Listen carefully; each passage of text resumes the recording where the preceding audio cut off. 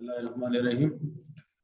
Student, आज के इस लेक्चर में हम लोग चैप्टर है थर्मोडायनेमिक्स, इसका एक बड़ा इंपॉर्टेंट टॉपिक पढ़ेंगे। और टॉपिक का नाम है फर्स्ट लॉ ऑफ थर्मोडायनेमिक्स। तो देखिए, कहता है कि when heat is added to a system, it's increase the internal energy of the system plus work done on the environment या सराउंडिंग। तो देखिए, मैं इसकी मैथमेटिकल फॉर्म लिख लेता हूँ। कहता है कि फर्ज करें हम लोगों ने एक सिस्टम को क्यू हीट एनर्जी दी। हम लोगों ने सिस्टम को क्यू हीट एनर्जी दी, तो उस क्यू हीट एनर्जी से क्या होगा, उसका कुछ पार्ट जो है उसकी इंटरनल एनर्जी को चेंज कर देगा, और कुछ पार्ट से जो है वर्क होगा। कुछ पार्ट से क्या होगा, वर्क होगा। तो ये सिंपल सी स्टेटमेंट है कि when heat is added to a system, it increase the internal energy of the system plus work done by on the environment या ऑन द सराउंडिंग। तो देखिए, फर्ज करें मेरे पास एक सिस्टम है, और सिस्टम हम लोग इस तरह लेते हैं कि फर्स्ट कर एक सिलेंडर है, और इस सिलेंडर का एक पिस्टन है, और ये पिस्टन फर्स्ट करे मूवेबल है, हरकत कर सकता है। और इसके अंदर मैंने क्या भरा हुआ है, गैस भरा हुआ है। अब याद रख लीजिए, फर्स्ट करे इसको मैं हीट एनर्जी सप्लाई करता हूँ। क्या सप्लाई करता हूँ, हीट एनर्जी सप्लाई करता हूँ। तो जब मैं हीट एनर्जी सप्लाई करूंगा तो लाजिम बात है गैस का टेम्परेचर बढ़ेगा। तो गैस का टेम्परेचर बढ़ने का मतलब है इंटरनल एनर्जी चेंज हुई, और उसके बाद ये पिस्टन भी ऊपर जाएगा। उसके साथ साथ ये पिस्टन भी क्या होगा, ऊपर जाएगा।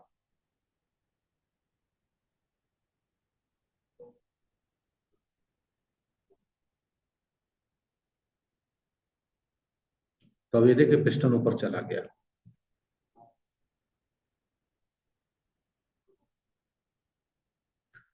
सही। तो देखिए, हम लोगों ने जितनी भी हीट एनर्जी दी थी, वो दो हिस्सों में एक तरह से अपेयर हुई, इंटरनल एनर्जी और वर्क डन। तो जितनी हीट एनर्जी हम लोगों ने सप्लाई की थी, उसका कुछ हिस्सा जो है वो इंटरनल एनर्जी में कन्वर्ट हो गया, और बकाया हिस्से से जो गया है वर्क हुआ। तो मैं कुछ फर्जी वैल्यूज लिख लेता हूँ। फर्ज करें, फर्जी वैल्यू से समझाता हूँ आप लोग को। फर्ज करें एक सिस्टम है, उसको मैंने 120 जॉल एनर्जी दी। कितनी जॉल एनर्जी दी, 120 जॉल एनर्जी दी। तो हो सकता है कि फर्ज करे 90 जूल जो है उसकी इंटरनल एनर्जी को इंक्रीज कर दे, और बकाया जो है 30 जॉल से वर्क हो। 30 जॉल से क्या हो, वर्क हो। तो देखिए, लेफ्ट साइड भी 120, राइट साइड भी 120। या हो सकता है कि ये 80 हो तो ये 40 हो, लेकिन लेफ्ट साइड और राइट साइड जो है वो इक्वल आएंगे। ऐसा नहीं हो सकता कि आप एक सिस्टम को 120 जॉल एनर्जी दे और 90 जूल उसकी इंटरनल एनर्जी चेंज हो, और 60 जूल वर्क भी हो।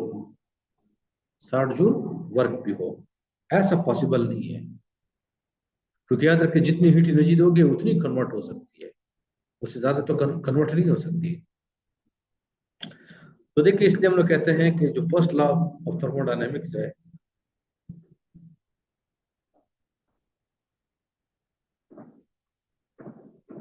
ये जो फर्स्ट लॉ ऑफ थर्मोडायनेमिक्स है, ये law of conservation of energy की एक स्टेटमेंट है। Law of conservation of energy क्या कहता है कि एनर्जी को आप क्रिएट नहीं कर सकते, एनर्जी को आप डिस्ट्रॉय नहीं कर सकते। एनर्जी की जो क्वांटिटी है वो हमेशा कांस्टेंट रहती है। तो हम लोग कहते हैं कि it is a statement of law of conservation of energy. किसकी स्टेटमेंट है भाई, लॉ ऑफ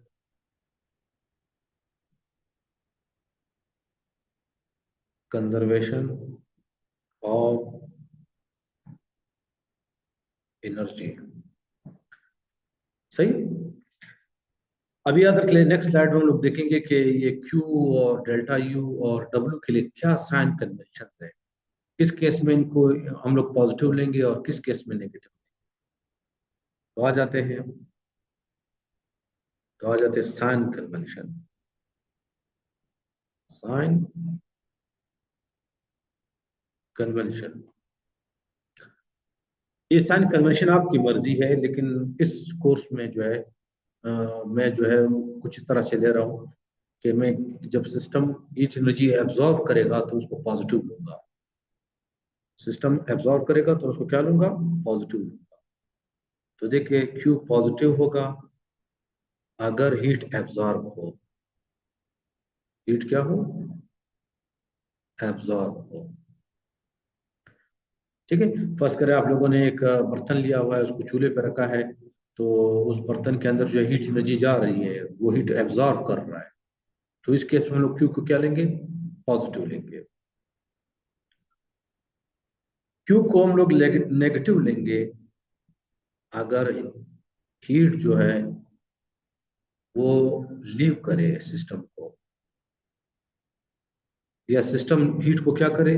रिजेक्ट करे। हीट को क्या करे? रिजेक्ट करे। जैसे फर्स्ट कर आप लोगों ने गर्म पानी लिया है, बॉइलिंग वाटर, इसको रख दिया, तो थोड़ी देर बाद वो पानी जो है उसका टेम्परेचर कम हो जाता है, तो इसका मतलब है उससे हीट एनर्जी बाहर जा रही है।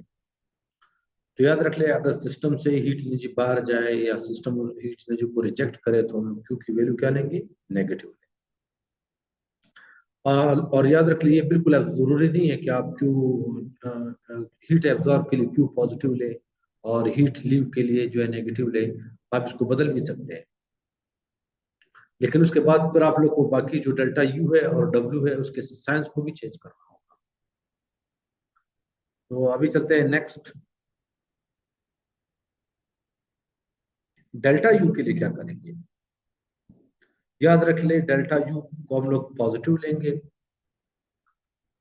कब पॉजिटिव लेंगे? जब टेम्परेचर इंक्रीज कर जाए। जब टेम्परेचर क्या कर जाए? इंक्रीज कर जाए। सही।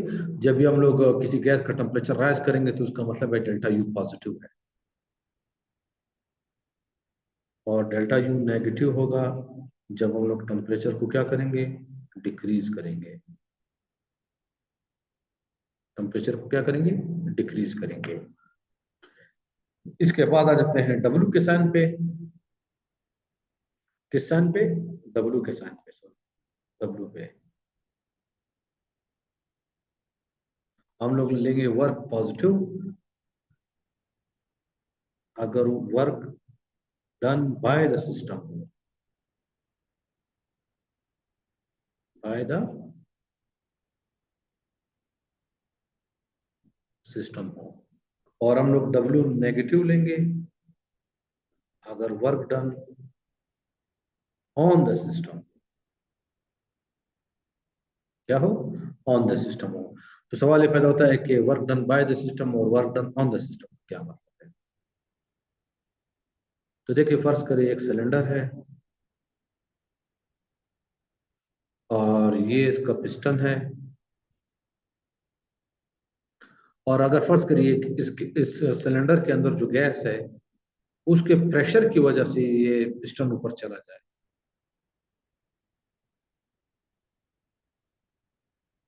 तो हम लोग ऐसे वर्क को कहेंगे work done by the system. क्या कहेंगे? Work done by the system. और दूसरा केस देख ले। फर्ज करें एक सिलेंडर है और ये उसके ऊपर पिस्टन है, और फर्ज करें ऊपर से मैं इसके ऊपर फोर्स लगाता हूँ, और पिस्टन को प्रेस करता हूँ, तो ये पिस्टन फर्ज करें यहाँ पे आ गया। तो ऐसे केस में हम लोग कहेंगे कि work done on the system. क्या कहेंगे? Work done on the system. तो इसको हम लोग नेगेटिव लेंगे। तो आप लोगों ने जब भी law first law of thermodynamics को अप्लाई करना है तो इन कन्वेंशंस का ख्याल रखना है। या आया सिस्टम ने हीट एब्जॉर्ब किया है, या सिस्टम ने हीट रिजेक्ट किया है, आया गैस का टेम्परेचर बढ़ा है या कम हुआ है, आया सिस्टम ने वर्क किया है या सिस्टम के ऊपर वर्क हुआ है। तो हम लोग इन साइन कन्वेंशंस को जो है यूज करेंगे। अभी आ जाते हैं कि एप्लीकेशंस पढ़ते हैं फर्स्ट लॉ ऑफ थर्मोडायनेमिक्स के।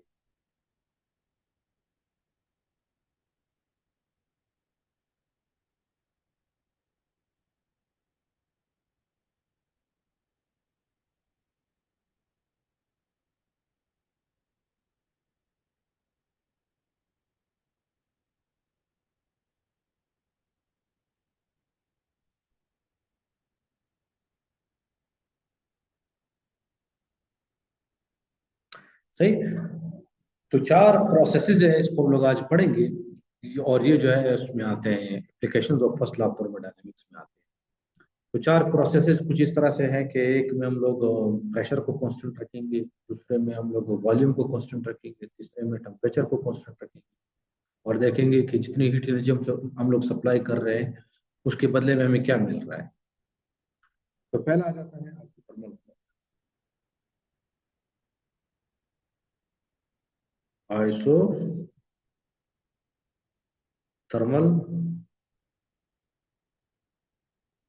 प्रोसेस।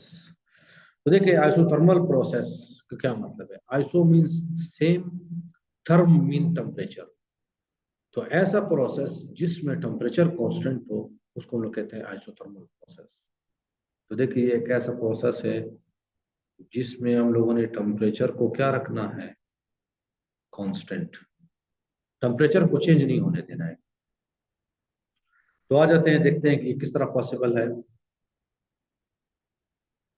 तो देखिए फर्ज करें ये मेरे पास एक सिलेंडर है और ये इसका पिस्टन है,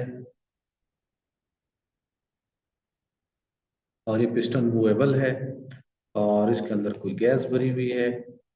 अभी मैं क्या करता हूं कि मैं इसको हीट एनर्जी सप्लाई करूंगा, क्यों, इसको हीट एनर्जी सप्लाई करूंगा, लेकिन हीट एनर्जी सप्लाई करने पे तो इसका टेम्परेचर बढ़ जाएगा। मैं तो चाहता हूं कि इसका टेम्परेचर क्या हो जाए, कांस्टेंट रहे। तो इस केस में हम लोग टेम्परेचर को इस तरह कांस्टेंट कर सकते हैं कि हम लोग इस पिस्टन को अलाउ करें कि ये ऊपर जाए, पिस्टन को अलाउ करें कि ये ऊपर जाए।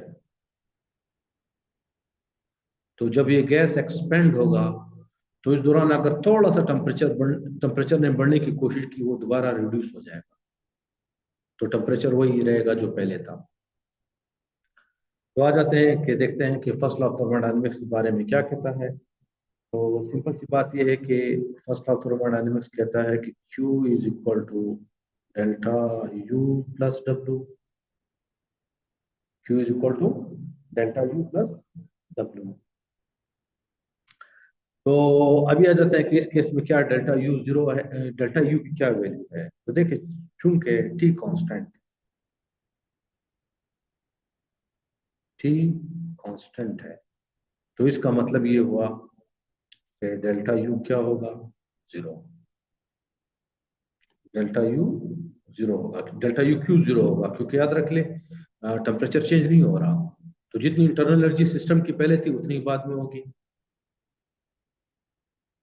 जितनी potential sorry internal energy system की पहले थी उतनी बाद में होगी। तो इंटरनल एनर्जी चेंज नहीं होगी। तो इसका मतलब ये है कि हम लोग कह सकते हैं कि Q is equal to zero plus W या W। इसका मतलब है जितनी भी हम लोगों ने हीट एनर्जी सप्लाई की वो सारी की सारी वर्क में खत्म हो गई। जितनी हीट एनर्जी हम लोगों ने सप्लाई की उस तमाम हीट एनर्जी से सिस्टम ने वर्क किया, सिस्टम ने वर्क किया। और इस केस में आप देख सकते हो कि गैस एक्सपेंड हो रहा है। तो इसको हम लोग कह सकते हैं कि ये आइसो थर्मल एक्सपेंशन है। ये क्या है, आइसोथर्मल एक्सपेंशन है। गैस एक्सपेंड हो रहा है, टेम्परेचर जो है कांस्टेंट है, लेकिन एक्सपेंशन हो रही है। अभी दूसरा केस देख ले कि फर्ज करें ये सिलेंडर है और ये पिस्टन है।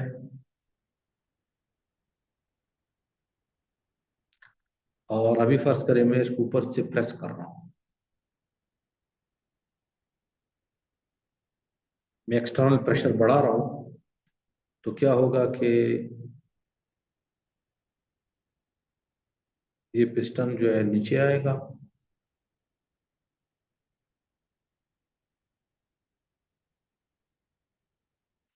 तो देखिए ये भी एक प्रोसेस है, लेकिन हम लोग चाहते हैं कि गैस का टेम्परेचर कांस्टेंट रहे। गैस का टेम्परेचर क्या रहे? कांस्टेंट रहे। तो अभी सवाल ये पैदा होता है कि किस तरह पॉसिबल है। तो देखिए इस केस में ये उस वक्त पॉसिबल है कि हम लोग कुछ हीट एनर्जी को सिस्टम से बाहर निकाल दें। हम लोग कुछ हीट एनर्जी को क्या करें? सिस्टम से बाहर निकाल दें। तो जब भी कुछ हीट एनर्जी बाहर निकलेगी तो गैस का टेम्परेचर जो है चेंज नहीं होगा। जिस तरह जैसे जैसे आप पिस्टन को प्रेस कर रहे हैं, इस दौरान जो है हीट एनर्जी बाहर निकल रही है, तो टेम्परेचर चेंज नहीं हो रहा। और इस तरह के प्रोसेस को हम लोग कहते हैं आइसोथर्मल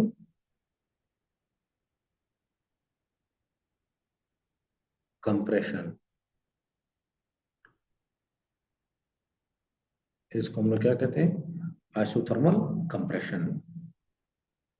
तो देखिए यहाँ पर सिंपल सी बात है कि फर्स्ट लॉ ऑफ थर्मोडायनेमिक्स के मुताबिक Q is equal to delta U plus W. Delta U zero है, और ये भी नेगेटिव, ये भी नेगेटिव। तो अगर ये सेट -4 है तो वो भी -4 है। जितना आप लोगों ने वर्क किया उतनी हीट एनर्जी आपको निकालनी पड़ेगी सिस्टम में, वरना टेम्परेचर चेंज होगा। सही। तो इसलिए याद रख लिसान कन्वेंशन जरूरी है। अगर आप फर्ज करें हीट रिजेक्ट को जो है नेगेटिव लेते हैं और work done on the system को पॉजिटिव लेते हैं, तो फर्ज करें ये -10 आ रहा है तो ये आ जाएगा 10, तो ये कैसे बराबर हो सकते हैं? तो इसलिए याद रख लिसान कन्वेंशन का ख्याल रखना जरूरी है। तो अभी आ जाता है कि एक डायग्राम देखते हैं जिसको कहते हैं पीवी डायग्राम। तो आ जाते हैं कि पीवी डायग्राम क्या कहता है। इस सेट पे हम लोग वॉल्यूम लेंगे और इस सेट पे क्या लेंगे? प्रेशर। तो इस केस में याद रखते हैं प्रेशर चेंज हो रहा है। ये इनिशियल प्रेशर है, इनिशियल वॉल्यूम है। लेकिन जब हम लोगों ने गैस को एक्सपेंड किया तो प्रेशर P2 हो गया, वॉल्यूम V2 हो गया। वॉल्यूम क्या हो गया? V2 हो गया। सही। इस डायग्राम में देख लें, प्रेशर रिड्यूस हो रहा है लेकिन वॉल्यूम बढ़ रहा है, टेम्परेचर कांस्टेंट है। और इस ग्राफ को हम लोग कहते हैं आइसोथर्म। आइसोथर्म। और याद रख लीजिए ऐसा प्रोसेस है कि जिस केस पे आप लोग बॉयल्स लॉ अप्लाई कर सकते हो, क्योंकि बॉयल्स लॉ की रिक्वायरमेंट है कि टेम्परेचर को क्या होना चाहिए? कांस्टेंट। इसके बाद आ जाते हैं आइसोकोरिक प्रोसेस। नेक्स्ट है आइसोकोरिक प्रोसेस।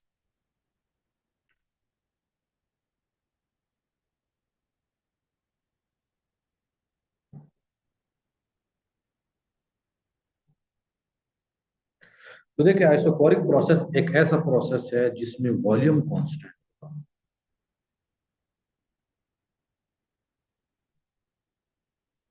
वॉल्यूम क्या होगा? कांस्टेंट होगा। वॉल्यूम चेंज नहीं होगा। और इन प्रोसेस में सबसे सिंपल प्रोसेस है। अच्छा एक पॉइंट मैं पीछे भूल गया हूँ, याद रख ले, ये जो आइसोथर्मल प्रोसेस है ये एक स्लो प्रोसेस है।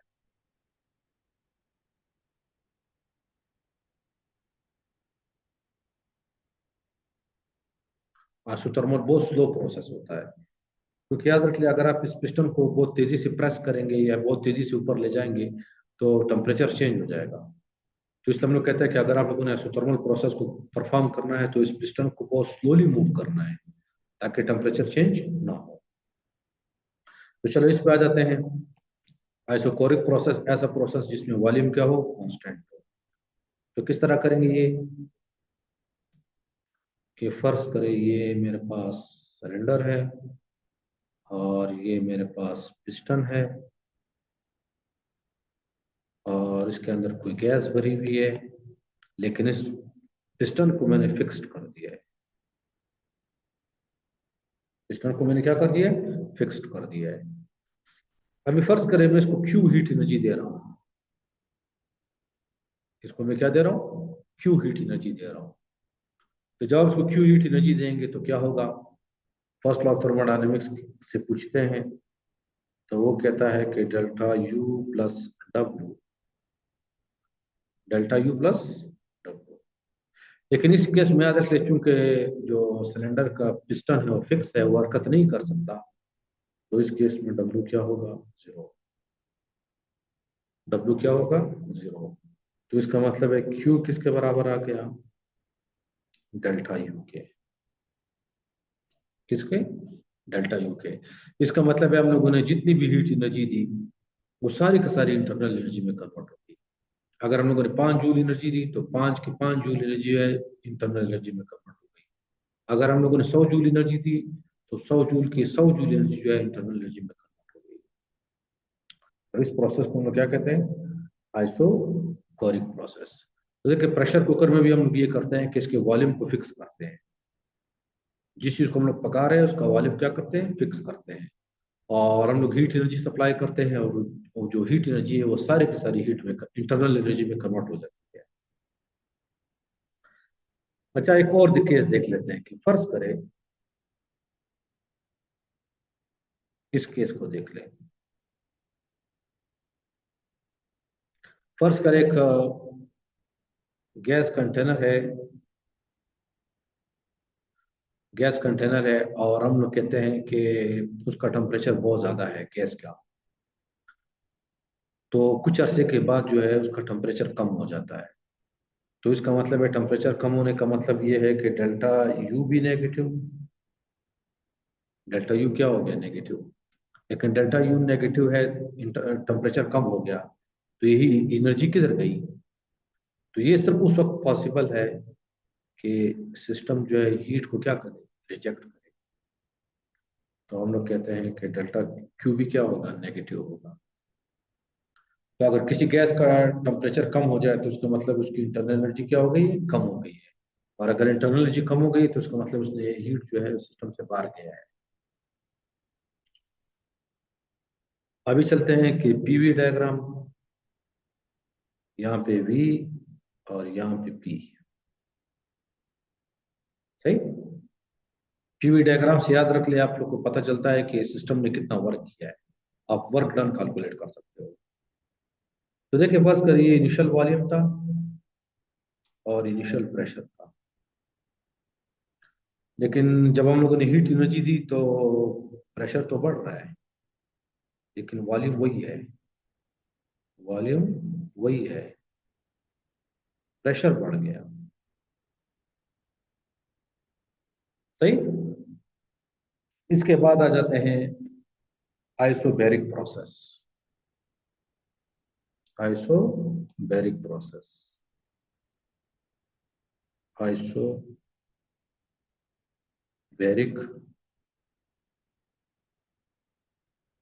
प्रोसेस। आइसो मतलब सेम, बैरिक का मतलब है वेट या प्रेशर। तो हम लोग कहते हैं ऐसा प्रोसेस जिसमें वो हो प्रेशर कांस्टेंट। क्या हो? प्रेशर कांस्टेंट हो।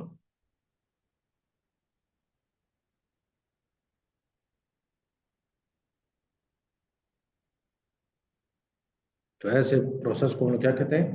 Isobaric process. तो चले आ जाते हैं कि प्रेशर को किस तरह कांस्टेंट रखेंगे। तो फिर आ जाते हैं, सिलेंडर ले लिया। ठीक है, सिलेंडर ले लिया, और उसके ऊपर एक पिस्टन लगा हुआ है, और ये पिस्टन जो है मूवेबल है। वो क्या है? मूवेबल है।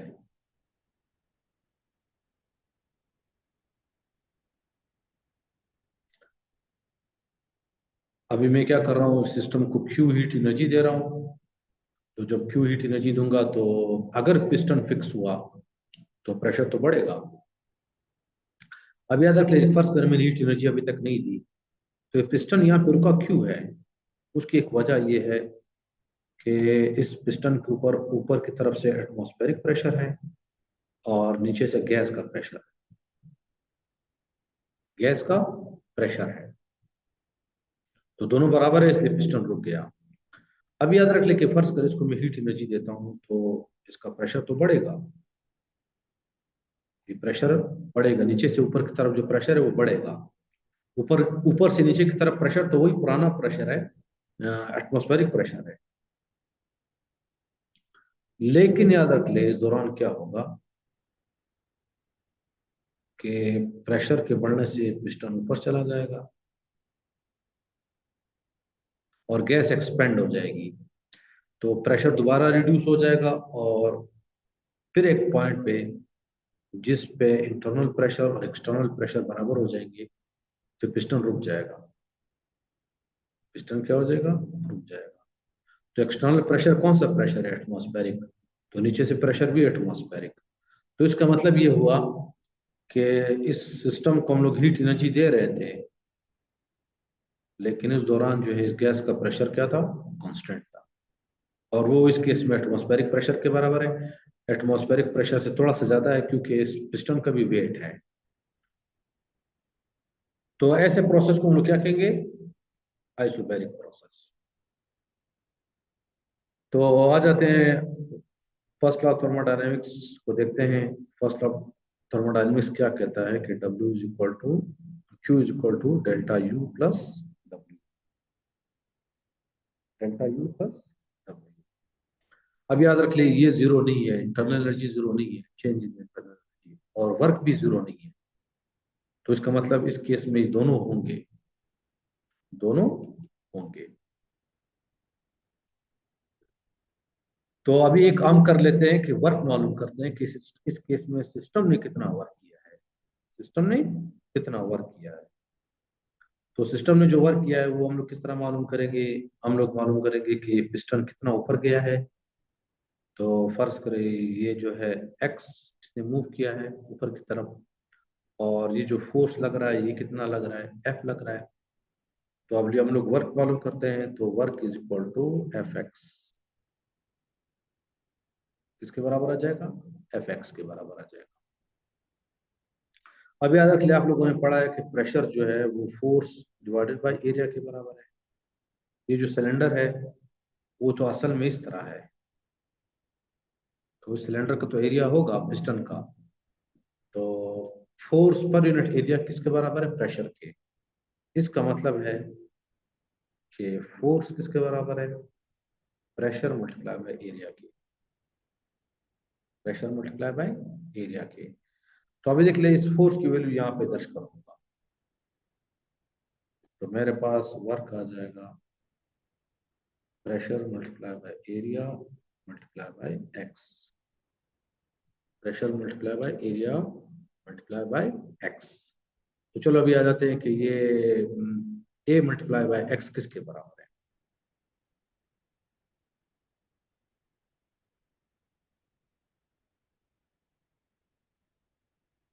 तो देखिए पहले पिस्टन यहाँ पे था, फिर इसके बाद पिस्टन कहाँ पे चला गया? यहाँ पे आ गया,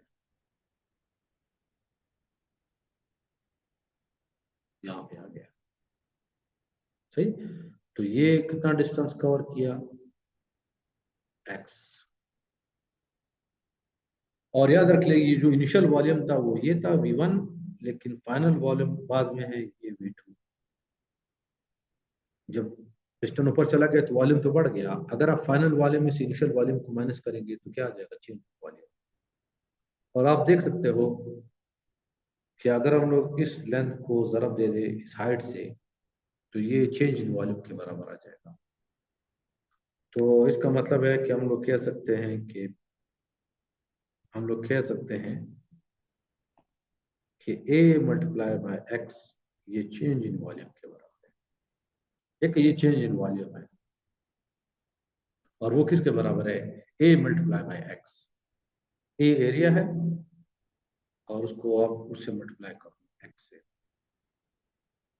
तो मेरे पास वर्क कितना आ जाएगा? P multiply by delta, P multiply by delta.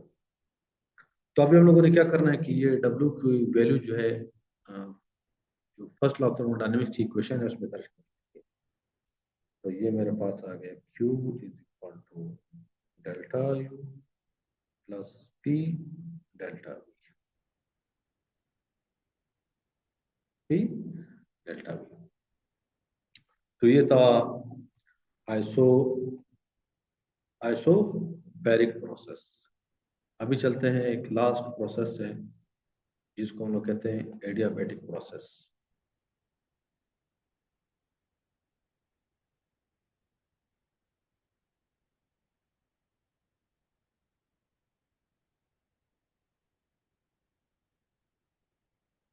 सही, एडियाबैटिक प्रोसेस। तो अभी एडियाबैटिक प्रोसेस कौन सा प्रोसेस है? वो प्रोसेस जिसमें कोई हीट एनर्जी जो है, नो हीट एंटर और leaves the system.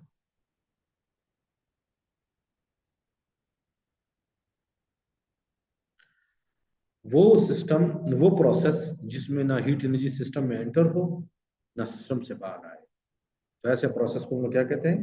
Adiabatic process. तो अभी सवाल ये पैदा होता है ऐसा प्रोसेस कैसे मुमकिन होगा, इसको देखते हैं।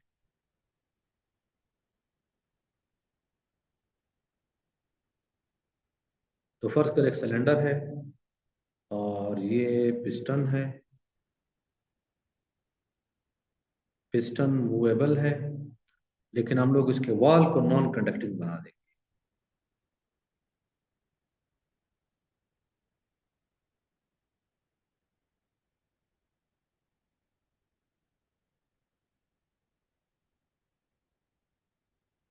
वॉल को और ये बेस को भी नॉन कंडक्टिंग बना देंगे। सही, मतलब कोई हीट एनर्जी ना एंटर हो सके ना बाहर आ सके।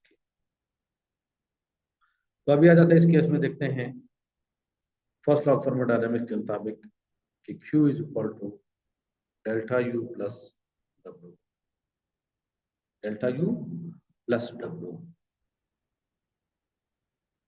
सही, अभी याद रख ले कि फर्ज करें इस गैस का बहुत ज्यादा प्रेशर है, गैस का क्या है, बहुत ज्यादा प्रेशर है, और आप लोगों ने उसको रोका हुआ है पिस्टन को, और आप पिस्टन से हाथ हटा लेते हैं, तो क्या होगा? ये पिस्टन ऊपर जाएगा, पिस्टन ऊपर जाएगा। और इस केस में देखिए क्यू हमारे पास क्या है, 0 है।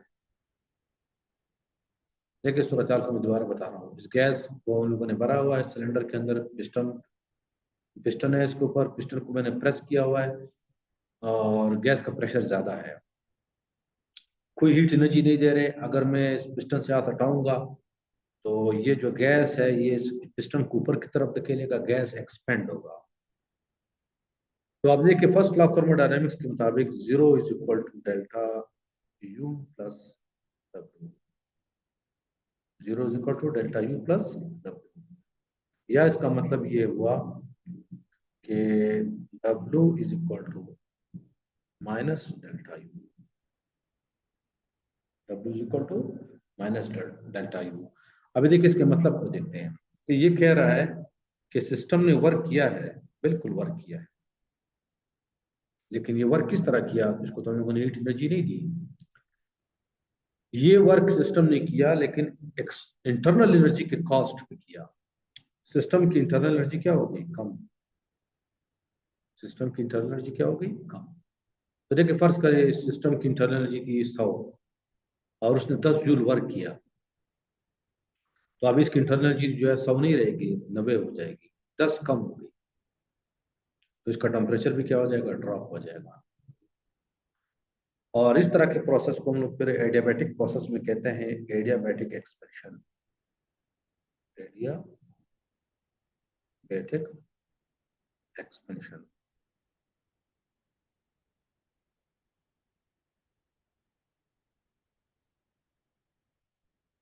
और याद रख ले एडियाबैटिक प्रोसेस जो है एक सडन प्रोसेस,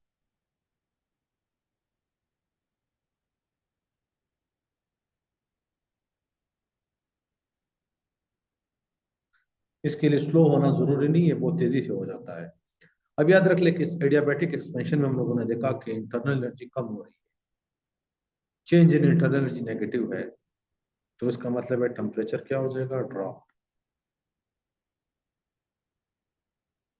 टेम्परेचर क्या हो जाएगा भाई, ड्रॉप हो जाएगा। तो अगर आप किसी गैस को एकदम अलाउ करें कि वो एक्सपेंड हो जाए तो उसका टेम्परेचर क्या हो जाएगा, कम हो जाएगा।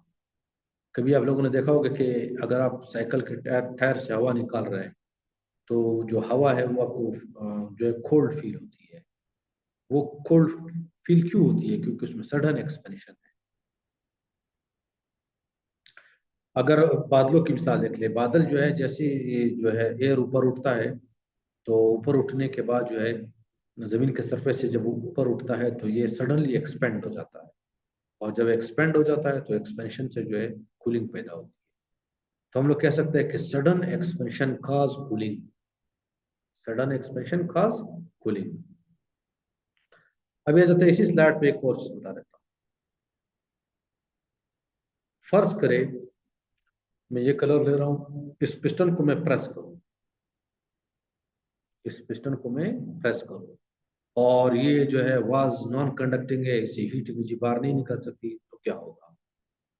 तो फर्स्ट लॉ ऑफ थर्मोडायनेमिक्स क्या कहता है कि Q is equal to delta U plus W।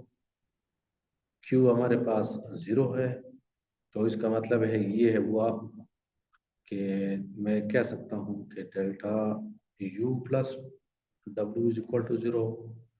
इसका मतलब ये हुआ कि delta U is equal to negative. तो इसका मतलब ये हुआ कि सिस्टम के ऊपर वर्क हुआ है। नेगेटिव वर्क मतलब है सिस्टम के ऊपर वर्क हुआ है, लेकिन सिस्टम के ऊपर जो वर्क हुआ है उससे इंटरनल एनर्जी क्या हो गई, बढ़ गई, क्योंकि देखिए डेल्टा यू पॉजिटिव है, और इस केस में टेम्परेचर राइज होगा। इस केस में टेम्परेचर क्या होगा, राइज होगा, और इसको हम लोग कहेंगे एडियाबैटिक कंप्रेशन। इसको प्रोसेस को हम लोग क्या कहेंगे, एडियाबैटिक कंप्रेशन। तो याद रख लिया, अगर आप किसी गैस को सडनली कंप्रेस करें तो उसका टेम्परेचर राइज होगा। तो साइकिल के टायर को जब हवा देते हैं तो उसके लिए हम लोग हैंड पंप इस्तेमाल करते हैं। तो हैंड पंप को जब हम लोग तेजी से प्रेस करते हैं तो आप लोगों ने देखा होगा कि उस पंप का जो नीचे वाला हिस्सा है वो हीट अप हो जाता है। इसी तरह याद रख ले कि जो डीजल इंजन है उसके अंदर कोई स्पार्क प्लग नहीं लगा होता, उसमें पिस्टन ऊपर तेजी से जाता है और एयर को कंप्रेस करता है, और सडन कंप्रेशन की वजह से जो है उसका टेम्परेचर इतना बढ़ जाता है कि वो इग्नाइट हो जाता है, आग पकड़ लेता है। पेट्रोल इंजन में स्पार्क प्लग लगा होता है, लेकिन डीजल इंजन में कोई स्पार्क प्लग नहीं लगा होता। डीजल इंजन में जो आग लगती है या इग्निशन होती है वो किसके जरिए होती है, एडियाबैटिक कंप्रेशन के जरिए। अभी चलते हैं कि इसके लिए पीवी डायग्राम देखते हैं। तो आ जाते हैं कि ये